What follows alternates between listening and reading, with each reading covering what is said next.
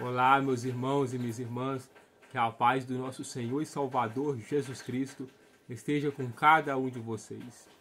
Hoje eu quero compartilhar com vocês uma palavra de Deus sobre a santidade. Até sem a santidade ninguém verá o Senhor. É a palavra de Deus aqui em Hebreus, capítulo 12, versículo 14.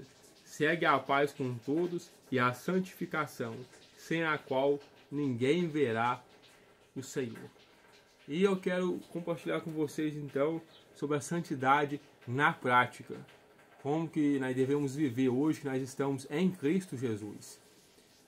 O texto que eu quero compartilhar é em Efésios capítulo 4, do versículo 25 até o versículo 29.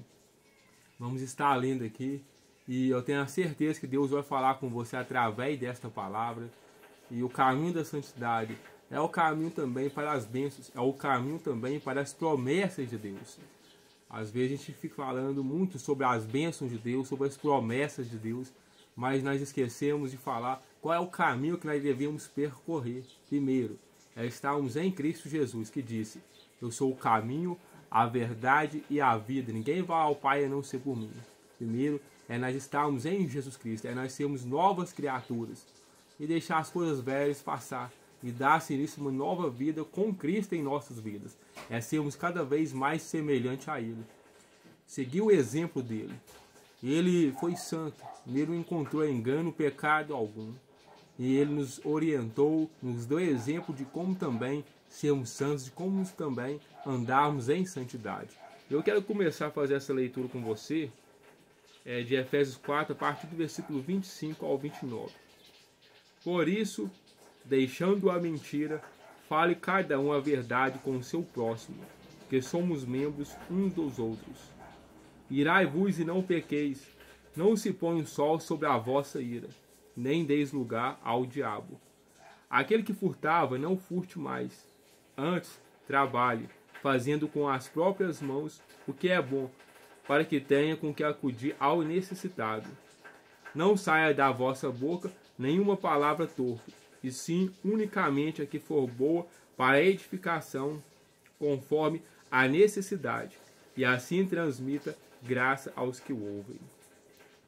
Então, vemos aqui o versículo 25 ao 29. Mas do versículo 17 até o versículo 19, Deus nos mostra aqui como que era a nossa vida antes de Cristo. Antes nós tínhamos Cristo em nossas vidas. Deixa eu ler aqui para você.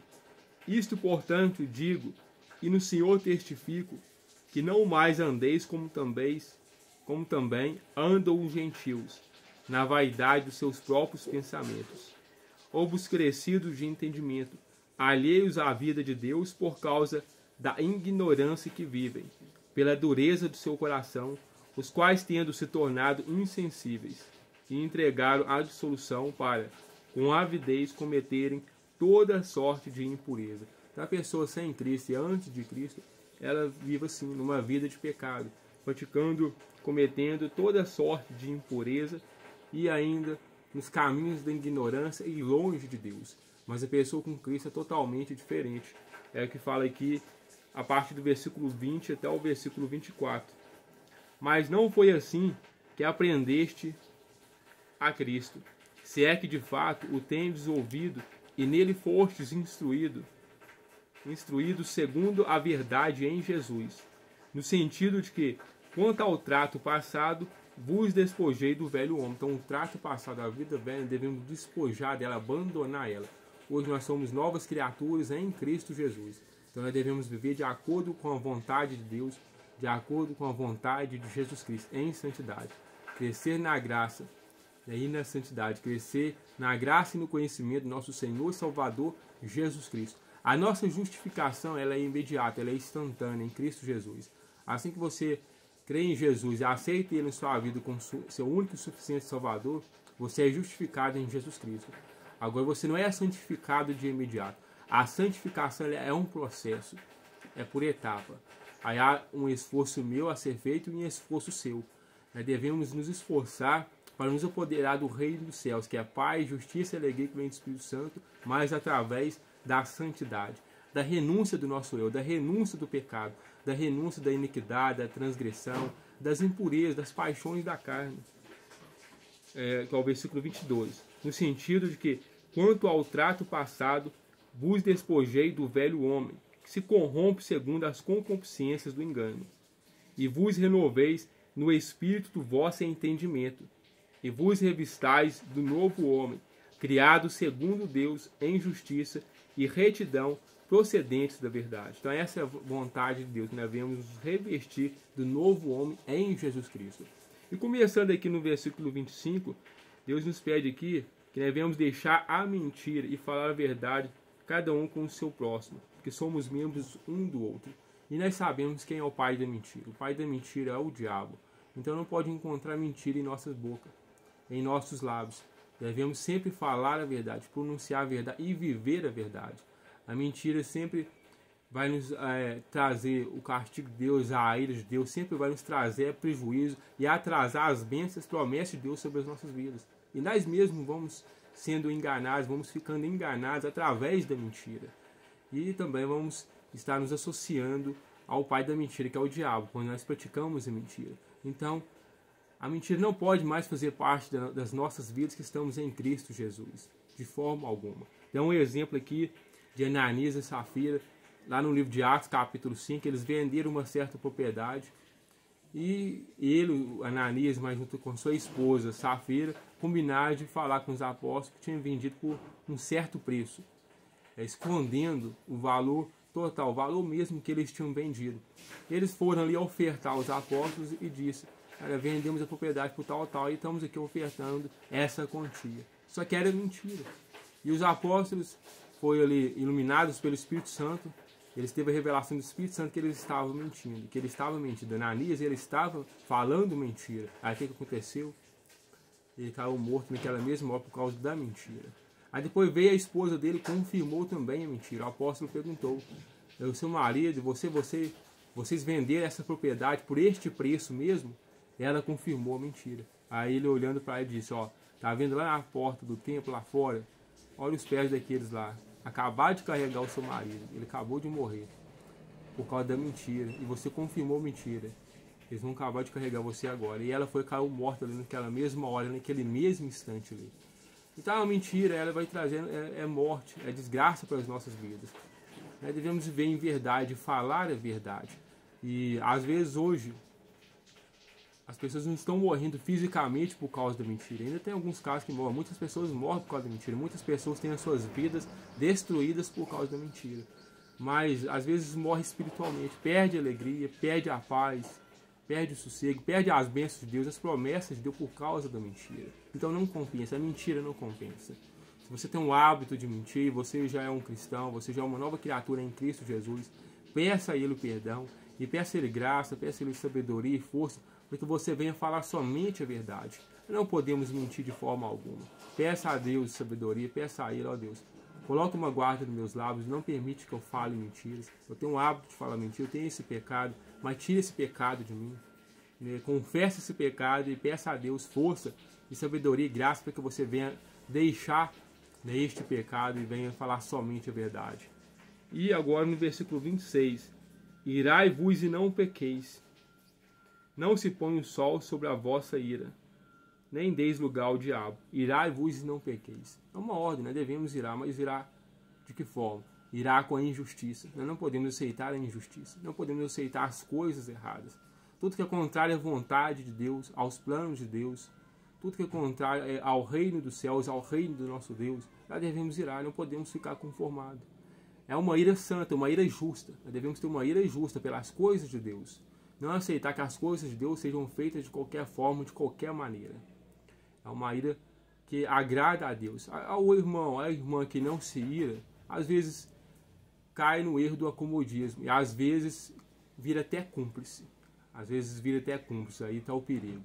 A pessoa que se acomoda, a pessoa que conforma com tudo. Se você vê que algo está errado, de acordo com a vontade, não está de acordo com a vontade de Deus, está totalmente fora da vontade de Deus, dos planos de Deus, fora dos preceitos de Deus, você deve se irar, mas tendo uma ira justa, pelas coisas corretas. Tem um exemplo do nosso Senhor e Salvador Jesus Cristo.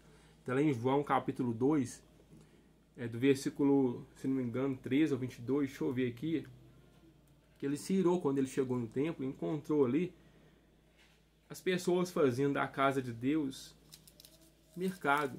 Ele se irou, uma ira justa, santa. Aqui, ó, do versículo 13, João capítulo 2, do versículo 13 ao versículo 22. Estando próximo à Páscoa dos judeus, subiu Jesus para Jerusalém, e encontrou no templo os que vendiam bois, ovelhas e pombas, e também os cambistas assentados, tendo feito uma azorrague de cordas. Expulsou todos do templo, bem como as ovelhas e os bois, derramou pelo chão o dinheiro dos cambistas, virou as mesas e disse aos que vendiam as pombas: Tirai daqui estas coisas, não façais da casa de meu pai casa de negócio. Lembraram-se os seus discípulos de que está escrito: O zelo da tua casa me consumirá. Então ele tinha zelo pela casa de Deus, pelas coisas de Deus. Então ele se irou de uma maneira justa, santa, correta. Devemos ter zelo pelas coisas de Deus. Toda vez que você vê alguma coisa incorreta na casa de Deus, no reino dos céus, você deve ter zelo, deve se irar e não aceitar, não cair no acomodismo, para que não venha ter o perigo de você se transformar em cúmplice e estar pecando. Perguntaram-lhe, pois, os judeus: Que sinal nos mostras para fazeres estas coisas? Jesus lhes respondeu: Destruí este santuário e em 3 dias o reconstruirei. Replicaram os judeus: Em 46 anos foi edificado este santuário, e tu, em 3 dias, o levantarás? Ele, porém, se referia ao santuário do seu corpo. Quando, pois, Jesus ressuscitou dentre os mortos, lembraram-se os seus discípulos de que ele dissera isto, e creram na Escritura e na palavra de Jesus. Daí ele se irou. Por quê? Tinha zelo pelas coisas de Deus. E Deus também se ira. Aqui em Romanos 1, versículo 18, diz que Deus se ira contra toda iniquidade, todo pecado, tudo contra a idolatria, que é impiedade, ele se ira. Ó, versículo 18. A ira de Deus se revela do céu contra toda a impiedade e perversão dos homens, que detêm a verdade pela injustiça. Então, os homens que detêm a verdade pela injustiça, a perversão dos homens, a impiedade, Deus se ira. Então, Deus se ira. Mas nós devemos ter cuidado na questão de irar, porque ele pediu aqui: irai-vos, é uma ordem, mas não pequeis. Então, você não pode pecar. Aí onde, continuando o versículo aqui, ele diz: Se põe o sol, não se ponha o sol sobre a vossa ira. Então não deixa se pôr o sol sobre a vossa ira. Conserte ali o que tem que ser consertado antes que o sol se ponha, né? Para que você não venha criar amargura no seu coração, ódio, desejo de vingança, venha sujar o seu coração com ressentimentos, porque senão você vai estar pecando. Aí já não é uma ira mais santa, aí já não vai estar agradando mais a Deus. Então, irais pelas coisas certas, pelas coisas justas, tem zelo pelas coisas de Deus, mas não pequeis. Não deixe o sol se pôr sobre a vossa ira, e nem deis lugar ao diabo. Quando nós damos lugar ao diabo? Quando nós iramos e deixamos o ressentimento entrar no nosso coração, a mágoa entrar no nosso coração, o ódio entrar no nosso coração, o desejo de vingança entrar no nosso coração. Então, irai-vos e não pequeis, né? Não dei lugar ao diabo. Esse é o segundo ponto. O primeiro ponto é não mentir, o segundo é irar e não pecar. Agora nós vamos para o terceiro. Aquele que furtava, não furte mais. Antes trabalhe, fazendo com as próprias mãos o que é bom, para que tenha com que acudir ao necessitado. Então, a pessoa que tem o costume de furtar, não furte mais. Aqui o apóstolo Paulo está falando em Efésios, porque na época dele, na cultura dele, tinha muitos furtos, muitos roubos, né? Estava acostumado com essa prática ali já. Então, onde foi necessário dele dar esta palavra. E não é diferente nos nossos dias de hoje. Então, muitas pessoas que infelizmente ainda cometem essa prática, ainda furtam, ainda roubam, mas nós não devemos fazer isso de forma alguma, nem permitir essas coisas. E qual que é a vontade de Deus? Que nós venhamos trabalhar com as nossas próprias mãos. Para quê? Para que nós venhamos ter o necessário para nós, para as nossas necessidades e para acudir o necessitado. É para nós acudirmos o necessitado, não é para trabalhar para que nós venhamos ficar esbanjando, para que nós venhamos ficar ostentando, pensando só em nós, só nos nossos desejos, nos nossos sonhos, nos nossos planos. Não, não é trabalhar aqui e ficar enriquecendo e ficar ostentando, ficar pensando só no meu eu, no meu ego, só satisfazendo a minha carne e as minhas vontades. Não, é para ter o nosso sustento e acudir o necessitado. Então é para isso que nós devemos trabalhar com as nossas próprias mãos, para ter o nosso próprio sustento e também ter as condições de ajudar o nosso próximo, de acudir o necessitar. Essa é a vontade de Deus. Esse é o terceiro ponto. E o quarto e último: não saia da vossa boca, que é o versículo 29. Não saia da vossa boca nenhuma palavra torpe, e sim unicamente o que for boa para edificação, conforme a necessidade, e assim transmita graça aos que ouvem. Seria muito maravilhoso se nós, de fato, conseguíssemos falar só palavras de graça, só palavras de edificação, só palavras de bênçãos, palavras proféticas. Ia ser maravilhoso o mundo se nós conseguíssemos soltar só palavras que edificam as pessoas, que ajudam as pessoas, que fortalecem as pessoas. Mas essa é a vontade de Deus. Em Tiago capítulo 3, Deus nos dá essa orientação sobre a língua, que a língua tem um poder para abençoar ou para amaldiçoar a pessoa. E em Provérbios também, eu até anotei aqui, deixa eu ver aqui, Provérbios 18, 21. Deixa eu ler aqui para você aqui, nós estamos terminando, nós vamos estar orando. O que Deus fala sobre a língua? Provérbios capítulo 18, versículo 21. A morte e a vida estão no poder da língua. O que bem a utiliza, come do seu fruto. Então aí você vê como que a língua tem poder. A morte e a vida estão no poder da língua. Então vamos tomar cuidado com as nossas palavras.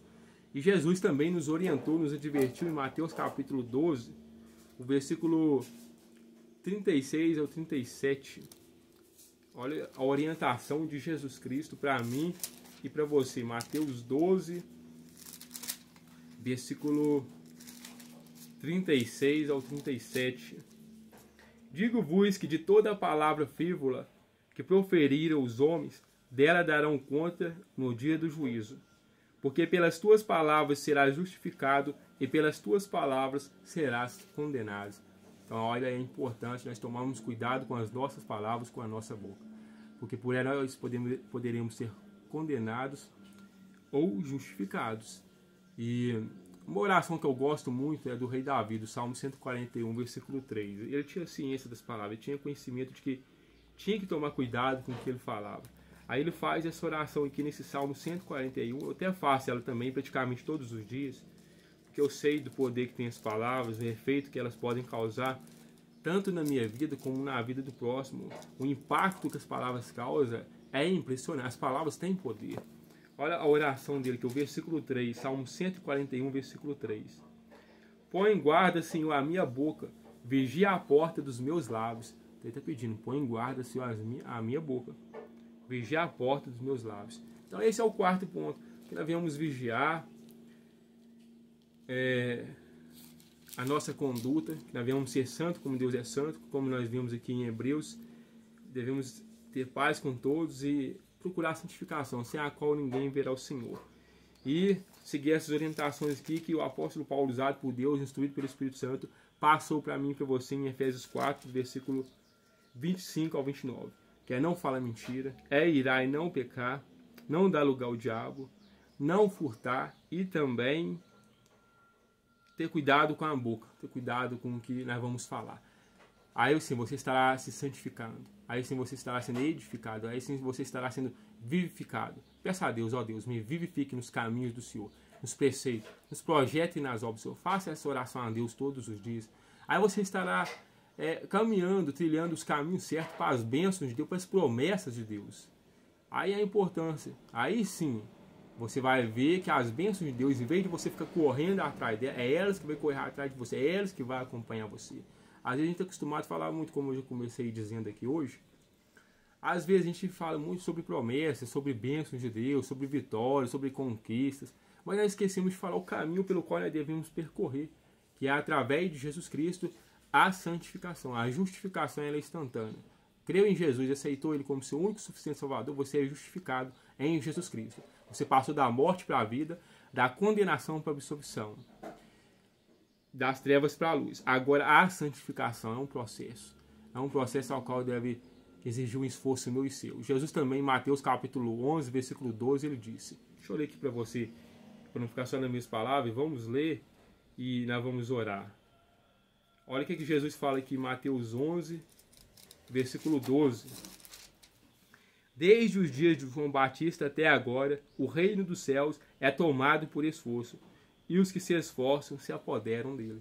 Então é esforço que tem que haver da minha parte e de sua parte para a santificação, para a aproximação de Deus, para que nós possamos de fato estarmos vivendo em santidade e em caminho às bênçãos e promessas de Deus que Ele tem para cada um de nós em Cristo Jesus. Amém? Agora eu convido você a orar. Ore de verdade, feche os seus olhos, converse com Deus através de Jesus Cristo. Deus ele está com os ouvidos deles atentos, os ouvidos de Deus estão bem abertos para ouvir a sua oração. E Ele também está com as mãos dele estendidas sobre você para atender você. Basta você orar a Ele, buscar Ele com fé, crer nele e Ele responderá a você. Feche seus olhos e ore comigo. Pai, obrigado por esta palavra, Pai. Obrigado por mais, ó Pai, esta mensagem, Pai. Por nos instruir para o caminho da santificação, Pai. Nos ajude, Pai, a falar sempre a verdade. Nos ajude, Pai, a irar com a injustiça, Pai. Mas nos ajude, Pai, a não dar lugar para odiar, Pai. Nos dê sabedoria, Pai, para sempre fazer a vontade do Senhor, Pai. Tire do nosso coração, Pai, toda raiva, todo ressentimento, todo ódio, Pai, toda impureza, toda mágoa, Pai. Purifique-nos, ó Pai, de toda impureza, de todo pecado, no nome do Seu Filho, meu Pai, Jesus Cristo, Senhor. E eu te peço, Pai, que o Senhor nos ajude também para sempre trabalhar, Pai. Que o Senhor continue nos vivificando, Pai, nos caminhos, nos preceitos, Pai, nos projetos e nas obras do Senhor. E eu peço que o Senhor abençoe, Pai, este meu irmão que ora comigo, essa minha irmã que ora comigo. O Senhor sabe das necessidades dele e dela. O Senhor conhece, Pai, qual que é o clamor dele, Pai, qual que é a petição dele, a oração dela, Pai. O Senhor conhece. O Senhor conhece as circunstâncias pelas quais, Pai, este meu irmão, esta minha irmã está passando, Pai. Eu peço que o Senhor entre com providência nesta vida, Pai. Oh, Pai, ela está chorando. Eu peço que o Senhor cesse este choro, Pai. Como o Senhor nos diz na sua palavra, o choro dura a noite inteira, mas a alegria vem pela manhã. Que, ó Pai, que essa manhã possa chegar na vida deste meu irmão, desta minha irmã que vive chorando, Pai. E que ela possa se alegrar com o Senhor em nome de Jesus Cristo, Pai. Eu peço que o Senhor dê paz, meu Pai, a este meu irmão. Dê-lhe a força que ele precisa, o ânimo, o entusiasmo, a alegria, Pai, que ela precisa, Pai. Ó, Pai, aumente a fé dela, Pai. Aumente, ó, Pai, o desejo dela, Pai, pela presença do Senhor, Pai, pelas coisas do Senhor. É o que eu te peço, Pai, sobre esta vida, Pai, sobre esta casa, no nome do Seu Filho, Jesus Cristo. Amém. E você diga amém. Que Deus te abençoe grandemente. Fique firme na leitura da palavra de Deus e fique firme também na oração, na comunhão com este nosso Deus. E eu tenho certeza que Deus tem a vitória para você em Jesus Cristo. Até amanhã, se Deus quiser e nos permitir, em nome de Jesus.